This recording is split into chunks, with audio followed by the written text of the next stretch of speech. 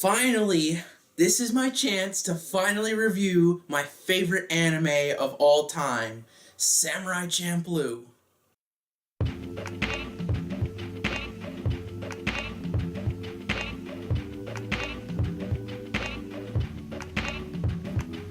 Sharp like an edge of a samurai sword, the mental blade cut through flesh and bone. Though my mind's at peace, the world out of order, listen in the heat, night gets colder.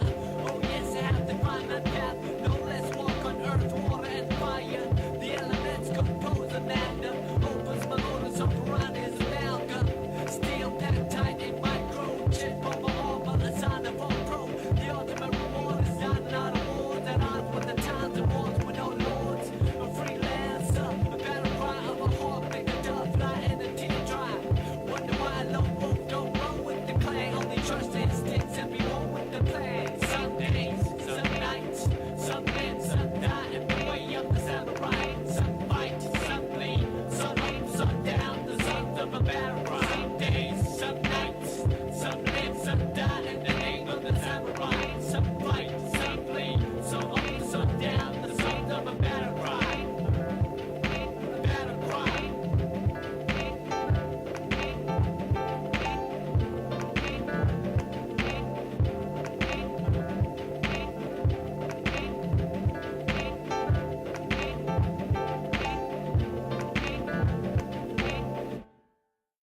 The story revolves around Mugen, a renegade, Fu, a tea shop waitress, and Jean, a trained and highly skilled samurai.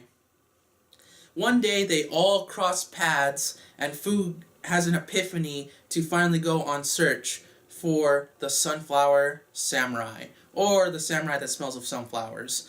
This show is extremely unique. Not ever have I seen a show, besides the Boondocks, but you can't really count the Boondocks, have I seen a show that combines anime and hip-hop together. The most unlikely pairing somehow works. Not only does it combine anime with hip-hop, it also combines samurai, Japanese culture, Edo period, a fictional Edo period at that, to where the creators could shape it in any way, shape, or form that they wanted, along with American urban culture and hip-hop culture, such as Mugen and Jean. They don't like each other from the start. Notice what colors their clothes are. Mugen is wearing red and Jean is wearing blue. It is an obvious reference to the Blood and Crips rivalry caught across all of America. So I love little details like that. And also a beatboxing samurai. What other show has that?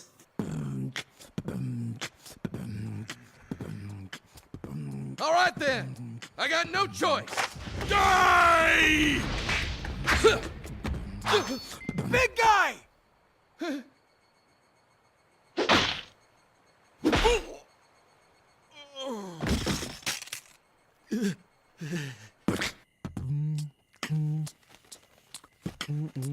Keep reading.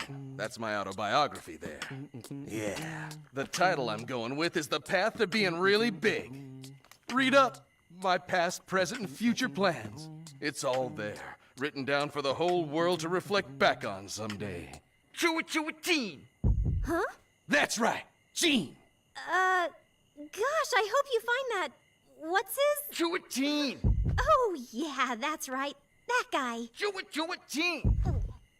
Now, one thing I really liked about the show is that they all got their introductions and you get little snippets of what their personality is, and they have their own little things going on. For example, Sorry to keep you waiting. So what kept you, you idiot? Please forgive me. Where are my dumplings? Coming! You guys are a bunch of... To serve your lord and do his bidding, is that honorable? Of course it is. Even if that lord is an unimportant piece of shit? Say what? Hey, you better watch that mouth of yours.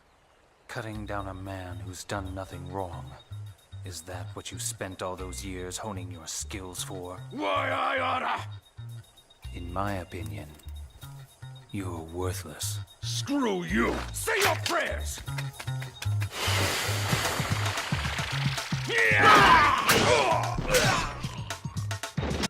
Watch your ass, or I'll try out my new sword on you someday. Why not right now?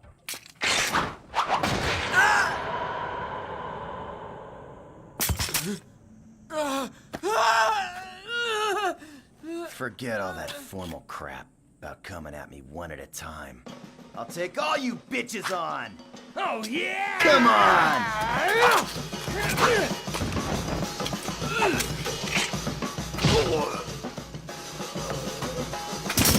Oh, crap. Come on! Bring it, boys! You some kind of moron? You just don't get it. You just don't get it at all. Do you, pal? Huh? My old man's the governor around here, so folks who mess with me pay for it. Big time. Hell, fact is, they don't live long enough to see the next sunrise. You starting to get it? This isn't the damn Civil War. In this day and age, acting like a loose cannon, going around swinging a sword is totally passé. Do you understand what I just said? Nope, not at all. Come on, why not? It's common sense. That's just the way the world is today. I don't give a rat's ass about your common sense. Huh? 'Cause I come from Ryukyu, pal. Huh? Listen, my old man has 3 Yagyu badasses guarding him around the clock. Huh? Huh? What's the matter? You scared? You pee your pants? Sorry. Hey, give me your hand. Listen up, morons! Here's the deal. You guys ain't worth bothering with. You're gonna leave and I'm gonna count to 10. You've got that long to get those badasses over here. I'll count with his fingers until you get back. This is 1.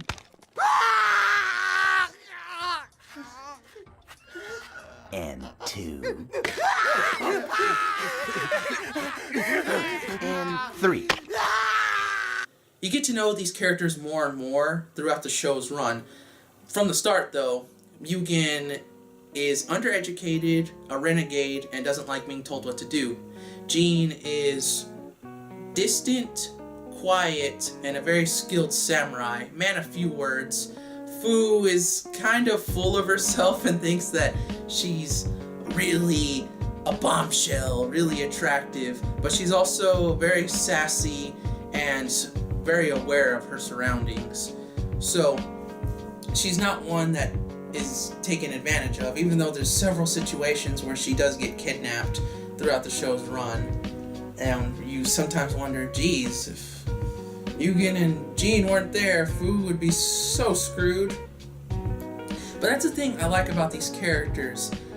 At the very beginning, none of them really like each other, but as the show goes on and on, the farther that the show goes, they start building sort of a bond with each other, and you can even get some subtle references that they indeed, in fact, care for each other if you pay close enough attention.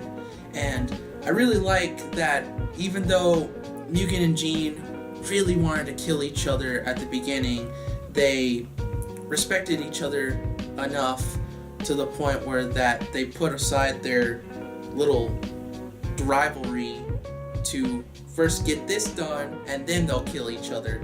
Now the writing is fantastic. Writing is some of the best writing that I've seen in this anime or in any anime in general. The arcs are fantastic on their own, where they focus on other characters.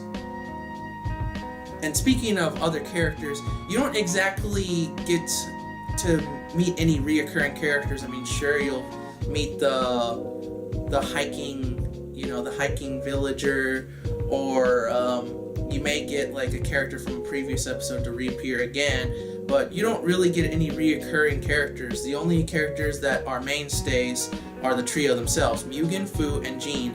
No one else shows up more than twice throughout the show's run.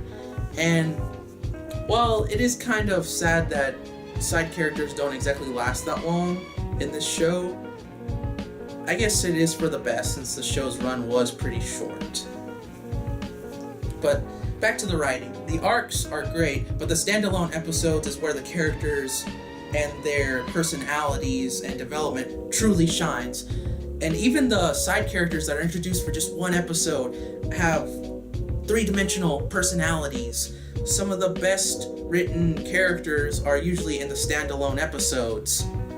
Azuzu and Sasuke from episodes 3 and 4, Sarah from episodes 20 and 21, the Foreigner from episode 6, you're gonna get a kick out of that guy, Shinsuke from episode 7, Kiba and Nagamatsu from episode 8, oh, and the Beatboxing Samurai from also episode 8, Shino from episode 11, Mukuro and Koza from episodes 13 and 14. Oh, and the twins from episode 18. So many characters, so many good characters. There's a lot of underlying messages in Samurai Champloo, such as the underlying messages in the zombie episode about World War II, or such as the money issue, or even the biggest enemy of our heroes, or anti-heroes, of our trio of main characters is the government itself. Keeping with the whole hip-hop theme, hip-hop has always gone against the government. Hip-hop has always been outspoken about government corruption, and it shows here that that is one of the underlying themes in this show, that the government is corrupt, that the officials are corrupt, that the cops are corrupt. Anybody with any sign of authority is bound to be corrupted by how much power that they have, and that is definitely one of the underlying messages of Samurai Champloo, along with various others that I can't exactly pinpoint at this moment in time.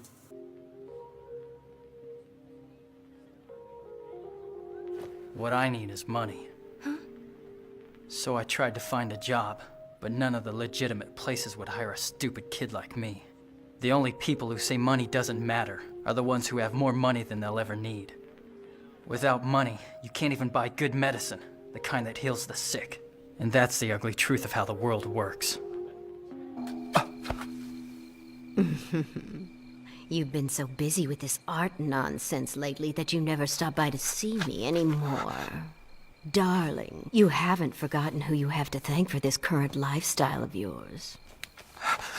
No, I haven't. I can't let you go home tonight. Wait a minute! I have a stomachache! Oh, it hurts! It's been bothering me all day! Sorry, I just don't think I'm up to it tonight! Tomorrow. I promise I'll come see you tomorrow. Get back here!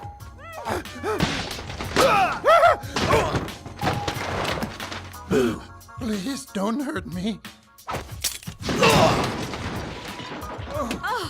What's going on here?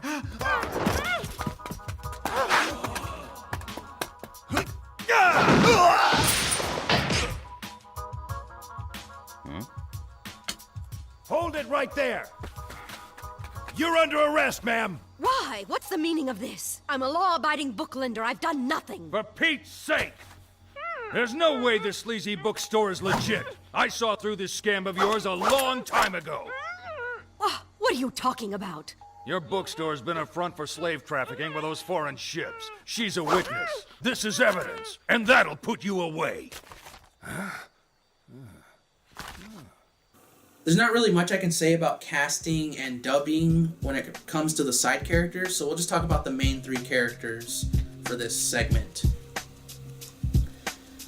We'll start with Steve Bloom. I think Steve Bloom as Mugen was great. I think that he was the polar opposite of Spike Spiegel. You know, usually Spike is calm, you know, usually collected. That doesn't mean that he doesn't get angry or, you know, he doesn't get irrational, but, you know, he's usually calm. And Mugen is the opposite of that. Mugen's a renegade. Mugen is a badass. Mugen does whatever the hell he wants. Mugen is the embodiment of making your own choices in life. Doesn't give a rat's ass what anybody else thinks. He lives his life the way he wants to, and I love this character for that reason.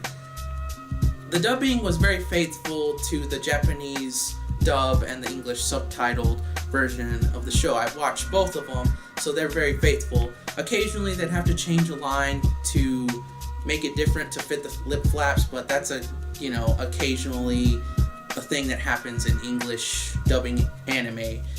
So I think that Steve Bloom did a really good job as Mugen. Kirk Thornton also did a good job as Gene, capturing the calm, composure, man of few words attitude of Gene, just like in the Japanese dub. So I think he was a very good counterpart. And Kari Walgreen, I think she was coming off of her Fully Cooley fame, just a year or two after that she started dubbing for other animes, and she did a pretty good job here as Fu. She was very convincing. Whenever she was angry, she had to be angry. Whenever she was sassy, she was very sassy. And the scripting, whoever did the translations and scripting did a pretty good job. Voice direction is fantastic.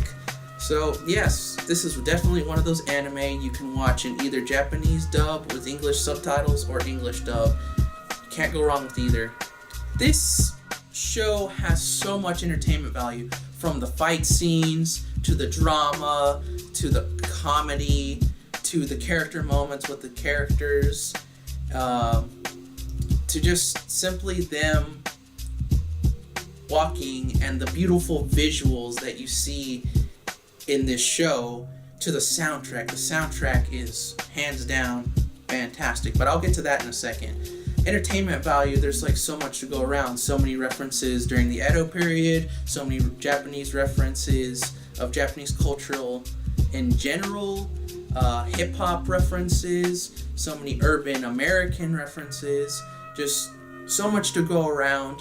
If you do your homework, or if you already know your stuff like I did, you're gonna catch all these references, and you're gonna smile at the nudge and winks that the show and the production team give you. The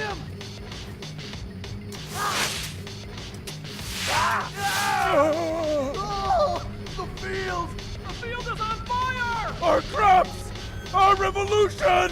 You bastards! Take a look at what's happening to our grass! Do you realize what you've done? Our holy grass has Been destroyed by your recklessness, and now you...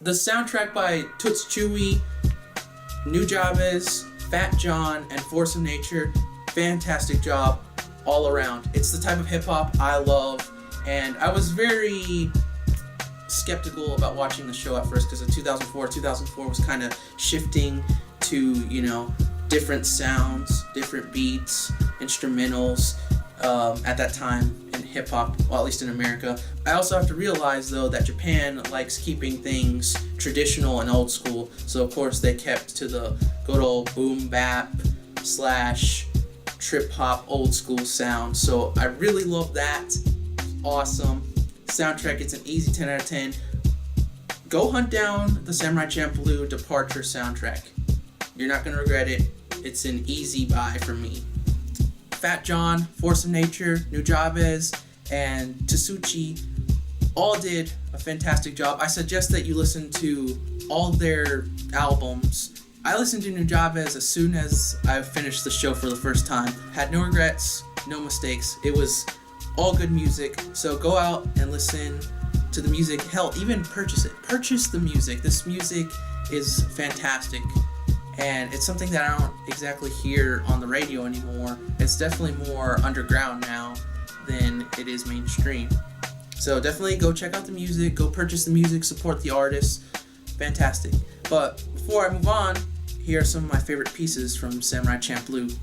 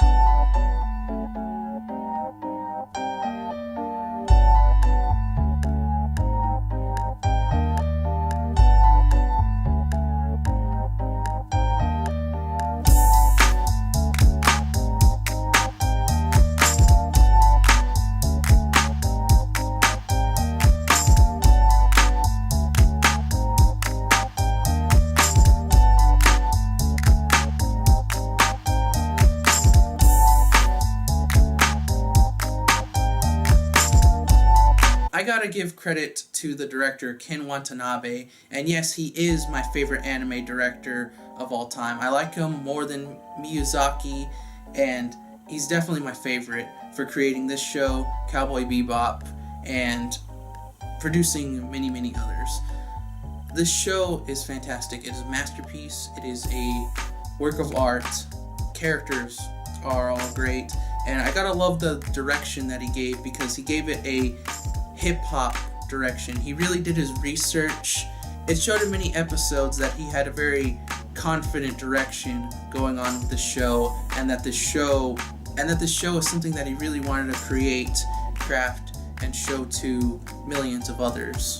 I'm sure that he had the American audience in mind at this point, because at that point he said that he preferred the English dub of Cowboy Bebop, and even said that that was the definitive version of Cowboy Bebop over the original Japanese dub, and that I'm sure that he kept the American audience in mind as well. Like, Ken Watanabe is pretty much the Quentin Tarantino of anime. He has very confident direction, has good music choices, and even blends genres with each other, such as with Cowboy Bebop. He blended sci-fi, space bounty hunters with jazz. Here he mixed samurais with Edo period and hip-hop, all blended. So if he's got another idea, I'd really like to see his take on what he'd do for, say, alternative rock or funk and soul. But other than that, great job, Ken Watanabe. Your fantastic, confident direction crafted my favorite anime of the time. Yo! On the peaks in the snow, he's a spooky mofo. Everything's gone a loony cause the mountain's haunted by Yoshitsune. Oh, it's gotta be the ghost. Yoshitsune. Yeah, boy. Who's that? Who do they mean? He's fat, he's fly, he's tall as a sky. Always grabs his rocks when the bitches walk by. Yo, he's a nice cold sucker, killed 1,000 mighty men. Yeah! That wasn't him. He's so fast coming up on your ass, gonna knock you in the air cause he's jumping everywhere in your face. And the dude's so handsome, all the bitches wanna pants him. Huh? Seems they have their rumors mixed up. Ha! There's no need to bust a tumor cause it's nothing but a rumor. Word. Now, if you're not in the know, the Samurai Champloo inspired the opening for the Boondocks, and maybe inspired the show's general art style itself, because they have very similar art styles, and maybe even some of the fight scenes. For a fact, I know that Baseball Blues, the episode before the 3-part finale, definitely inspired Red Ball, which is a season 3 episode in the Boondocks. The similarities are uncanny, as in Samurai Champloo, the Japanese were going up against Americans in Japan playing a game of baseball to determine if they would go to war or not.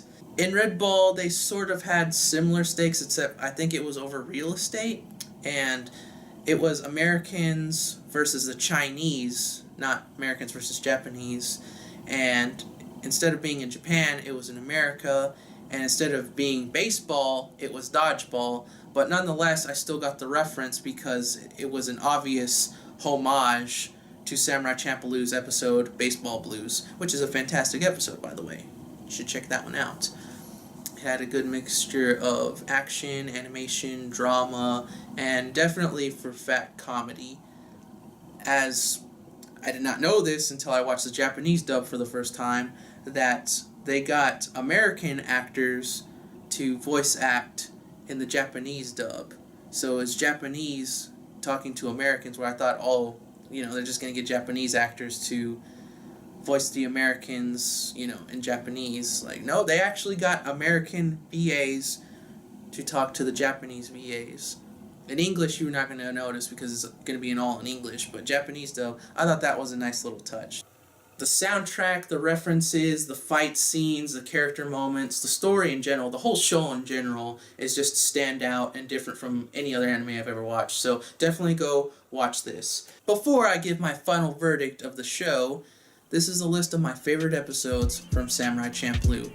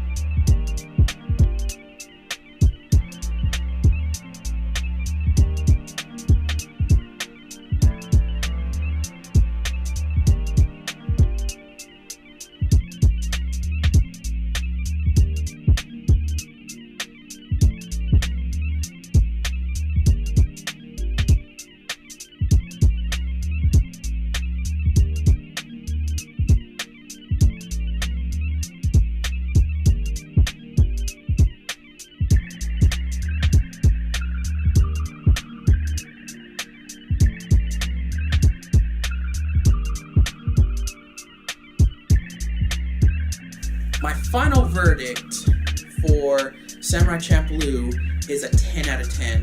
This show is legendary. This show should definitely be watched by all lovers of old school hip hop. And if you're somebody that's into new school, try giving the old school stuff a try. It doesn't hurt to get some variety and, you know, open your eyes to new music. Stay open-minded out there. So this show is definitely a 10 out of 10 in my opinion. It's a legendary show. You should definitely go watch it. Fight scenes are great, story's great, all the characters are three-dimensional, and the ending is definitely something that should be watched by everyone, especially if you're someone that loves hip-hop. It was definitely made for you. But the ending is something I will talk about in another video. I'm going to dive into the ending spoilers and do another video, so keep on the lookout for that. But as always, I'm Lino Mares of the MMCA Productions crew. I'll see you guys on the next video.